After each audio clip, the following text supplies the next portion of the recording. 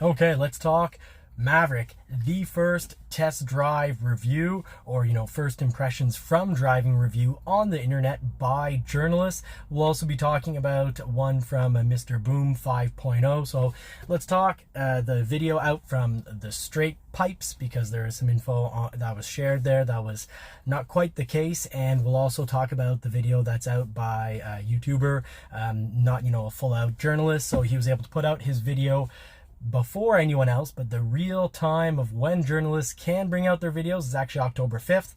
So that's when I'll be having my road test on the Maverick and all my commentary on that while I'm driving.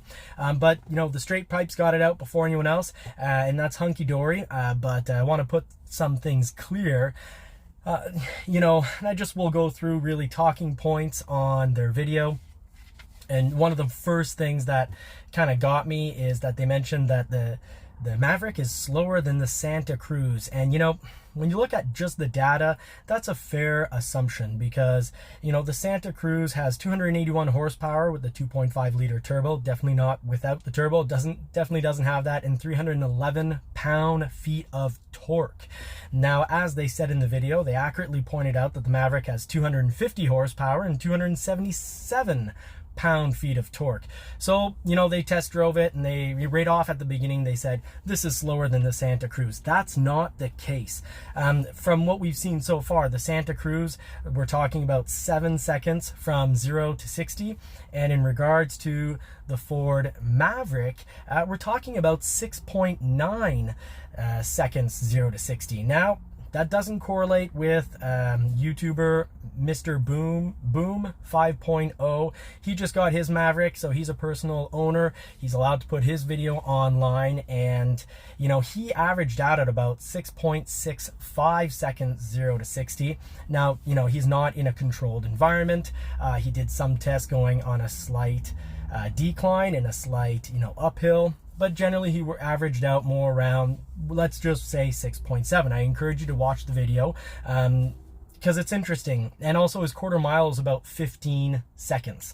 So in the video, they did say that the Maverick 2.0-liter EcoBoost had just enough horsepower and that it's slower than the Maverick. Now, slower than the Santa Cruz. I disagree on both those points. Now, of course, we haven't seen them really getting drag raced on a regular basis with multiple runs, but Santa Cruz seems like they're saying 7 seconds. Ford's saying 6.9. We've got Mr. Boom 5.0, playing around the 6.7, 6.65, 0 to 60 mile per hour time.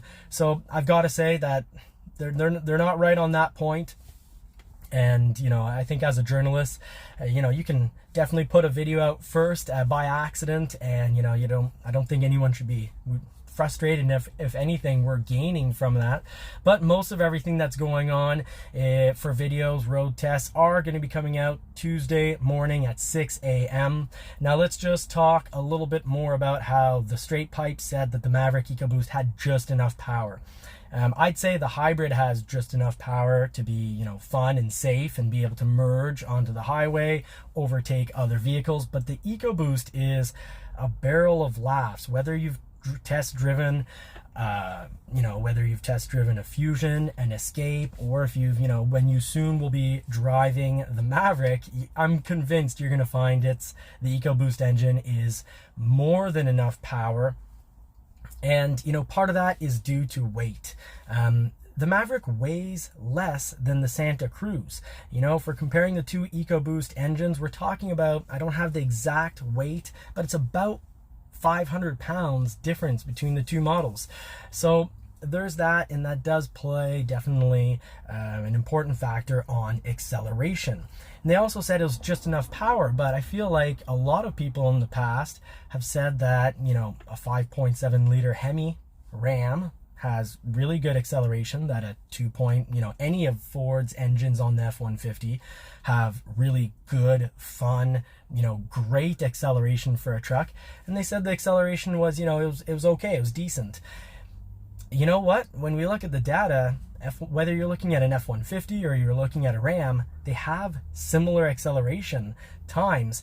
Both of those are going to be playing around 6.5, 6.6 seconds, and their quarter miles are slightly over 15, whereas Mr. Boom with his recording instruments.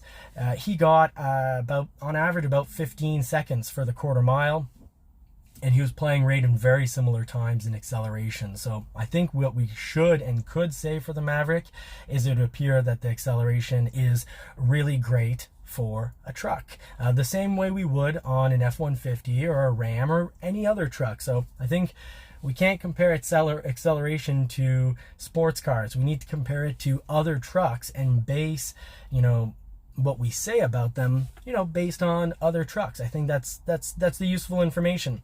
Now, just carrying rate along, a major point for the Maverick is going to be fuel economy. If you want to go hybrid, then you're going to get fantastic fuel economy. Ford's talking about 40 miles per gallon on the highway, but I think that will play up to even as high as 50 miles per gallon. I said in my live show last night that I expect Maverick to probably be around 45, 46 miles per gallon on the highway. In town, my mistake. On the highway, it's a little less efficient. It's about 37 miles per gallon on the highway.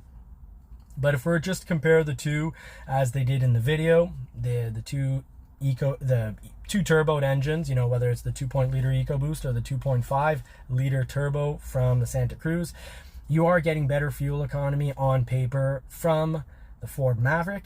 And based on what I overheard from the test Mavericks, I'm actually thinking we're going to get, and there have been major news sources talking about this, that the EcoBoost is probably going to get better than its EPA ratings.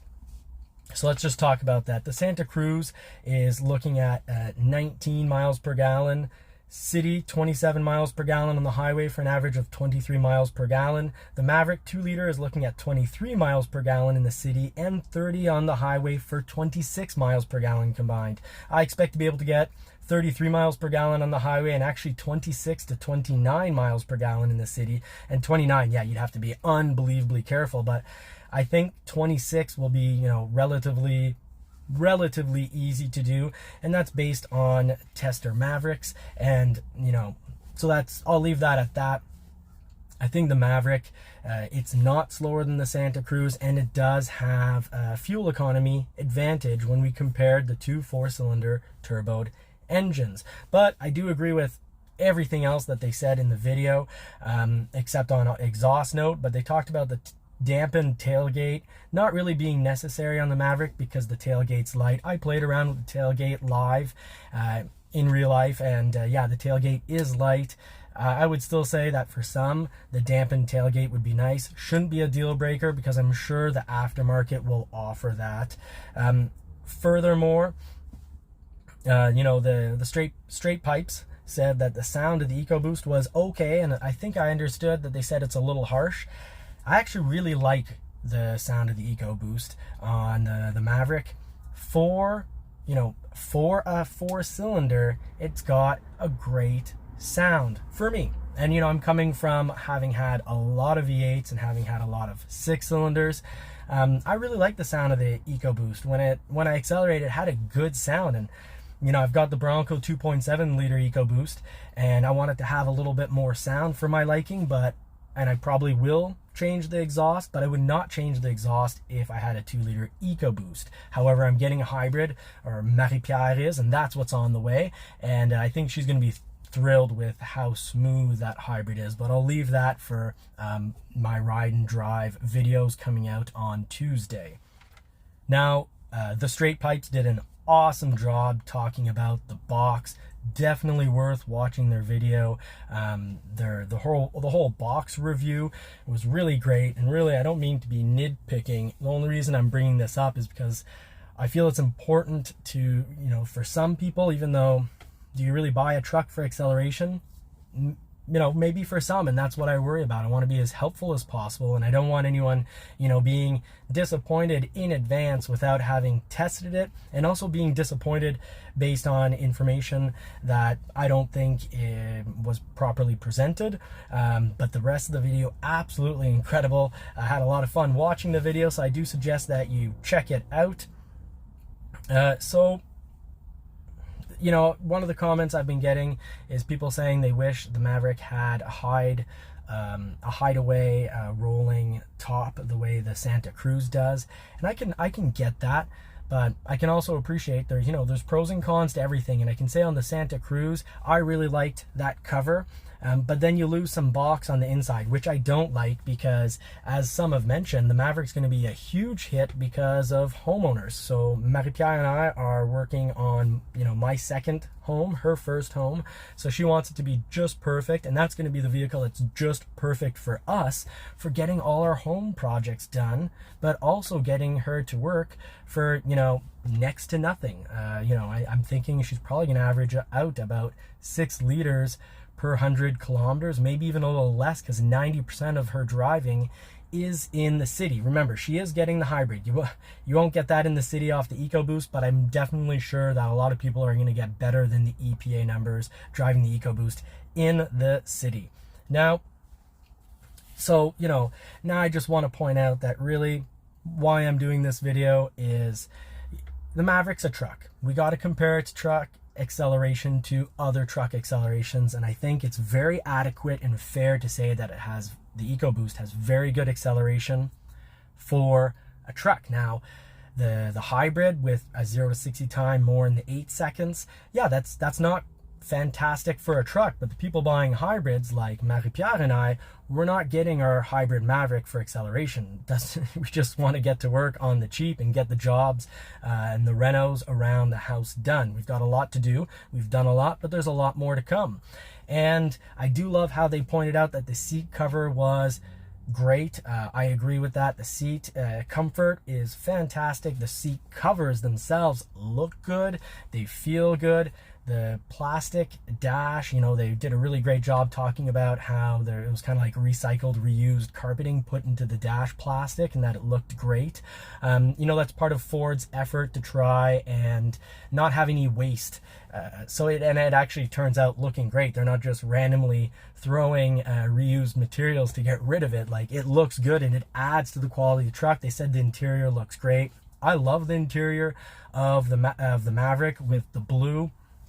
Some have compared it to a 90s, saying it looks to a 90s.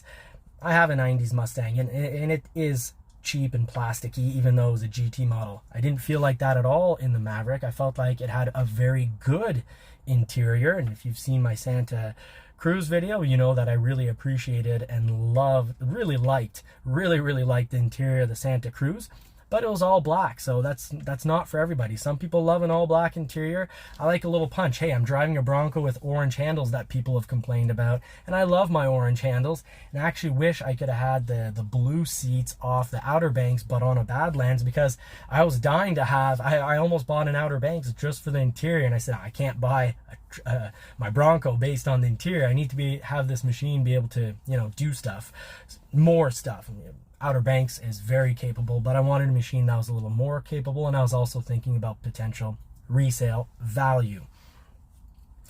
So personally, I'd say that the Maverick, they talked about it being kind of like a construction truck, and yeah, it could definitely be used on a work site. I think in the future, what I would like to see is, instead of 400 watts, I would like to see more wattage, so that it could, in our case, it could help power the powerless cottage that my parents have. So they've given us free reign to go out and work on the cottage, go canoeing and everything, and it doesn't have any electricity. So I'd love to be able to plug the Maverick up and have that run it. But hey, I'm also I'm a reservation holder for the F-150 Lightning, and I'll be more than covered for that on that. But I think a lot of people would benefit from having more than 400 watts, or maybe a few people, but a lot of people will benefit from the 400 watts. So I hope this video has been helpful and instructional. If it has been helpful, please do like and subscribe, because I'll have more videos coming out on my Maverick road tests. And of course, I try to point out the good, the bad, and when it exists, the ugly, but I won't go out of my way to find bad or ugly if I just don't find it. And if sometimes I do find a little something, like for example on my Bronco, in the front around the wheels, the crash bars, they don't have caps. Yeah, I'd like them to have caps, but I love the vehicle, and it doesn't take away how much I absolutely love, and I'm having a blast with the vehicle. I'm just thinking, hey, I want to find someone who makes those caps. And if not, I'd like to, you know, find a fabricator that could make me those caps if I can't find it on the internet in the next couple of months. So there we have it. I want to give a little commentary on what is kind of what you could basically say is the first road test, coming out a little early, and I want to make sure that I was here to help you. You know, I don't want to see anyone overly disappointed for nothing. So until next time, you know, I do hope you get to put the pedal to the metal, and I wish you all more cars and more power.